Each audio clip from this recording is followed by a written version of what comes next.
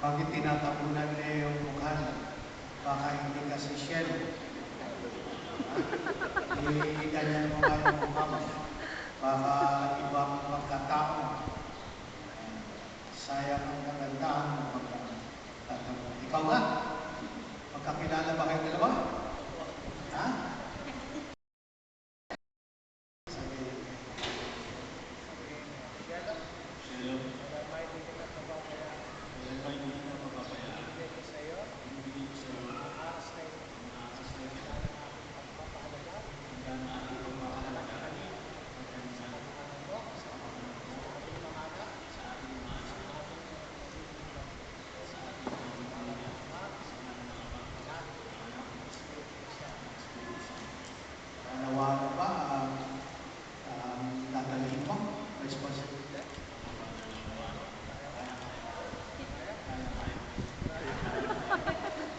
Nangangako ako na magiging katuwang sa wastong paggamit at pangangasiwa ng ating kapatid.